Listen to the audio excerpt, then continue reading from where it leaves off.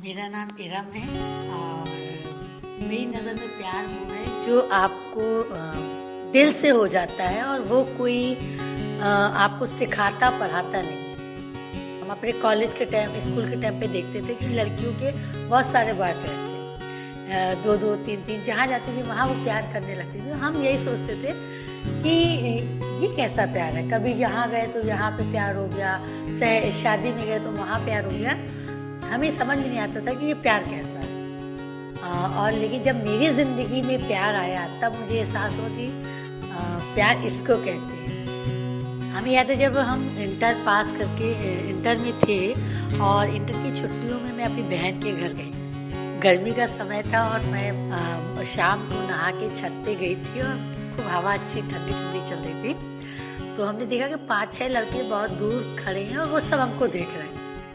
हम जब वहाँ पे छत में शाम में, क्योंकि गर्मी का टाइम था, शाम में जाते थे, 3-4 लड़के मुझे देखा करते थे। मैं देखती थी कि वो 5 लड़कों में वो मुझे फुल टाइम देखा करता था। हम अगर अपनी बहन के घर जाते थे, गैलरी में पानी का मटका था, वहाँ पानी पीने जा रहे हैं तो वो खड़ा है, छत पे जा रहे हैं तो खड़ा है। अगर मैंने अपने भांजी भांजों को आवाज़ दी तो वो फ़ौरन अपने घर से निकल आता था। वो मुझे हर वक्त चेक किया करता था। हम भी कभी कभी थोड़ा 1-2 निगाह देख लेते थे और फिर शर्मा के अंदर चले जाते थे। उसको मतलब थोड़ा थोड़ा अच्छा लगने लगा। उसका नाम आरिफ था। वो बहुत ही जवां दिल टाइप था, बहुत मस्त था। कुछ भी बोल देता था, खूब तेज आवाज़ों से बात करता था, हंसता खूब था। और देखती थी मैं कि छोटे बच्चों को पैसे दे रहा है, पैसे बहुत खर्चा करता था। उसके घर पे कोई फंक्शन था, उसकी माँ शायद हज करने जा रही थी और हम लोग को भी बुलाया गया था उसमें, और हम उसके घर गए थे। और जब वो देख रहा था तो हमें शर्म लग रही थी। हम उसको एक निगाह उठा के देखते थे और फिर हम उनकी माँ से बात करने लगते थे। उसके बाद हम अपनी बहन के घर चले आए। थोड़ी देर बाद वो कुछ सामान लेके मेरी बहन के घर आया देने के लिए। तो मेरी बहन ने कहा कि जाओ, वो क्या लेके आया आरिफ, उससे ले लो।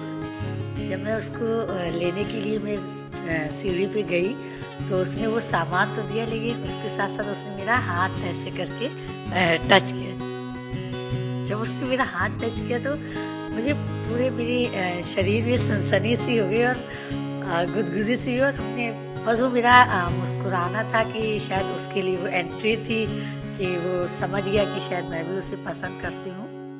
जब भी मैं छत में जाऊँ तो भी अपनी बांचियों को आवाज़ लगा दूँ ताकि वो मेरी आवाज़ सुन ले और वो छत पे आ जाए। जब वो छत पे होता था तो वो किसी न किसी बहाने से आवाज़ लगाता था तो मैं छत पे या बालकनी में चली जाया करती थी। ये हम लोग का काफ़ी समय तक इस तरीके से चला। और छोटी सी बिल्ली मेरी बहन के घर आ गई थी तो उसको मैं धूप लगाने के लिए जाया करती थी छत में अक्सर। तो जब नहला के उसको ऊपर ले आती थी तो वो भी आ जाया करता था। एक दिन वो आ गया और उसने इशारों से ही हमसे कहा कि हमें किस दो। तो मुझे बड़ा शर्म लगी कि मैं कैसे किस दूँ। तो उसने वहाँ से मुझे प्लान किस किया तो हमने भी उसको कैच कर लिया और रख लिया। अब वो बोलता कि अब तुम भी दो, तो हम इधर उधर देखिए कोई हमें देख तो नहीं रहा। मैंने बहुत धीमे से उसको एक प्लान किस दे दिया। इस तरीके से हम लोग हमारा 1 महीना कब गुजर गया हमको पता ही नहीं चला। मेरे घर आने का टाइम हो गया और मेरी छुट्टी खत्म हुई, हम घर चले आए। जब हम यहाँ आए तो मेरा मन बस उसी को याद करता रहा, उसकी बातें, उसका बोलना, उसका हंसना। मेरी एक सहेली थी रूबी, जिसको सबसे पहली बार मैंने अपने प्यार के बारे में बताया था कि यार मुझे भी प्यार हो गया है। तो वो बहुत खुश हुई थी क्योंकि उसका भी एक बॉयफ्रेंड था। मेरी सारी सहेलियों के बॉयफ्रेंड थे क्योंकि उस वक्त फ़ोन तो चलते नहीं थे, तो सिर्फ हम याद ही कर सकते थे और शायद वो भी मुझे याद ही करता होगा। उसी बीच हमारा एडमिशन हो गया BA। 6 महीने बाद मेरी बहन की घर फिर से शादी हुई, उसके देवर की। उस पर हम गए। मैंने जैसे उसको देखा और उसने मुझे देखा तो वो खूब खिल के खुश हो गया और मैं भी उसको देख के बहुत खुश हुई कि वो वहाँ पे बैठा हुआ है और हम दोनों ने आंखों ही आंखों में एक दूसरे को देखा। शादी का माहौल था और उसका घर बहुत बड़ा था, मेरी बहन का घर थोड़ा छोटा था। तो सारे फंक्शन उसी के घर पे थे। तो फिर उसी के घर पे ही हम लोग उस तरीके से आना जाना रहा और शादी के माहौल में हम लोगों का प्यार जो है वो और परवान चढ़ गया। उसी बीच उसने मुझे एक परफ्यूम ला के दिया था और एक चॉकलेट शादी की भीड़ में ला के दी और कहा ये मेरी प्यार का पहला तोहफा तुम्हारे लिए।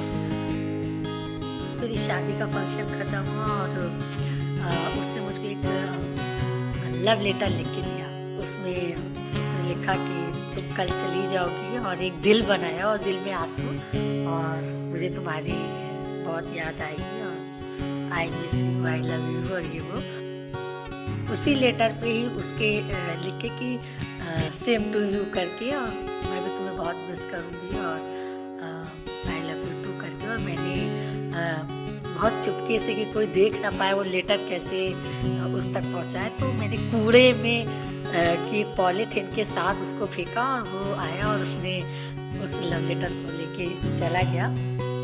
मुझे एक अपने घर का फ़ोन नंबर दिया कि मुझे तुम इस नंबर पे फ़ोन करना। पीसीओ हमारे कॉलेज के सामने था, उसमें एक रंजीत भैया थे जिनको हम लोगों ने बताया कि हमें बात करना है और पहले आप फ़ोन करिएगा और कोई भी उठाए तो आप बोलिएगा कि आरिफ से बात करना, फिर आप हमको फ़ोन पकड़ा दीजिएगा। तो जब भी हमको बात करनी होती थी तो पहले वो रंजीत भैया फ़ोन करते थे। तो हमारी एक सहेली थी जिसकी मम्मी बाहर रहती थी, तो हम चारों पांचों सहेलियों ने प्लान बनाया कि फला दिन उसको बुला लें और फिर हम लोग मिलते हैं। उस वक्त मतलब एक कमरे में अकेले हम और वो, तो वो जो एक एहसास और एक खुशी और डर, दोनों चीज़, मुझे डर भी लग रहा था कि हम एक कमरे में अकेले हैं और एक खुशी भी हो रही थी कि हम लोग हैं। तो उसने जैसे ही वो आया और उसने सबसे पहले मुझे गले लगाया और उसके गले लगाने का एक वो एहसास शायद मैं कभी नहीं भूल पाऊँगी। वो आज भी हम सोचते हैं उसका वो गले लगाना, तो मुझे आज भी वो महसूस कराता है कि क्या था वो। और फिर उसने मेरे साथ लिप किस मेरे लिए और हम लोग काफ़ी देर एक दूसरे से गले लगे रहे और हम लोगों ने बहुत सारी बातें की, बहुत ढेर सारी बातें की। वहीं पे हम लोगों ने वादा किया कि हम लोग शादी करेंगे। हम लोगों ने अपने अपने घरों पे ये बातें बताई। उसके घर वाले तो तैयार हो गए, लेकिन मेरे घर वालों ने, मेरी माँ ने साफ मना कर दिया और हमने कंप्रोमाइज़ किया और हमने अपने दिल को मारा और फिर आरिफ को फ़ोन किया और उससे कहा कि हम तुमसे शादी नहीं कर सकते हैं, लेकिन इस दिल ने पहली बार तुम्हें चाहा है और ज़िंदगी भर तुम्हें ही चाहेंगे। आरिफ की शादी हमसे पहले हो गई और मेरी मंगनी हो गई, लेकिन हम लोगों के बीच का जो रिश्ता था वो पता नहीं कहाँ का क्या था, वो दिल का रिश्ता। मुझे याद है एक बार की बात की, मेरी मंगनी होने के बाद मैं एक बार सो रही थी रात में और अचानक 2 बजे रात में मुझे कानों में मेरी आवाज़ है कि कोई बारात निकल रही है और मैं 2 बजे रात को घर से निकली और बाहर रोड में जाके बारात देखने लगी, देखने के लिए खड़ी हुई और मैंने देखा कि मैं अकेली पूरे मोहल्ले में खड़ी होकर बारात देख रही थी और देखा कि वो आरिफ सामने चले आ रहे हैं और वो जो आरिफ को देखना और मेरा खड़ा होना, तो मुझे लगा कि ये है हमारा प्यार। मेरी शादी हो गई, शादी तो हो गई, लेकिन जो उससे आरिफ से मेरा प्यार था वो वैसे ही बरकरार रहा। शादी के रिश्तों में भी नहीं होती थी, फ़ोन नहीं होता था, लेकिन दिल सिर्फ आरिफ के लिए मेरा डूबा रहता था और वो शादी मेरी ज़्यादा दिन नहीं चली। 2 साल शादी के रिश्तों में रही, उसके बाद मैं अपने घर आ गई। मेरे एक बेटा भी हो गया, उसके साथ रह के हमने अलग अलग काम भी किया।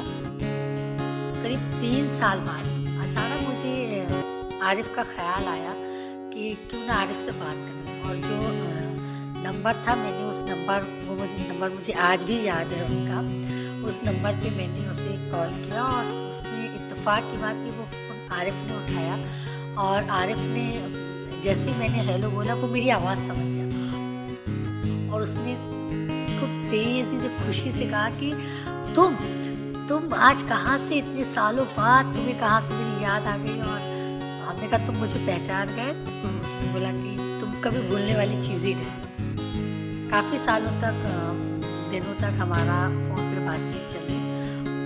उसने हमसे मिलने के लिए कहा। हमारा भी मन था क्योंकि बहुत साल हो गए थे, आज थोड़ी देर के लिए रेस्टोरेंट पे मिले। ये तय किया हम लोगों ने कि जब भी हम वहाँ से गुजरेंगे तो हम आपको बताएंगे और आप हमसे मिलने आओगे। ये हमारा काफ़ी समय तक चला। एक दिन हम लोग स्टेशन पे मिल रहे थे, बातचीत कर रहे थे, तभी उसके पड़ोसी के एक लड़के ने हमें देख लिया। वो उसका देखने से मैं डर गई। उस दिन के बाद हमने आरिफ से मिलना बंद कर दिया और फ़ोन पे हम लगातार बातचीत करते थे। वो जब भी पूछे कब आ रही तो हम कहते हैं अभी नहीं आ रहे हैं, पता नहीं कब आएंगे, इस तरीके से हम टाल देते थे। आरिफ मेरी इस टालने को वो समझ गए थे। मैं ये जानती हूँ कि आरिफ से अचानक मेरा मिलना वो मेरी मोहब्बत है। आरिफ हमेशा ये कहते हैं कि ठीक है हम मिल नहीं सकते, बात नहीं कर सकते, लेकिन उम्र के किसी भी पड़ाव में, बुढ़ापे में भी अगर तुम मुझे आवाज़ दोगी तो मैं तुम्हारे सामने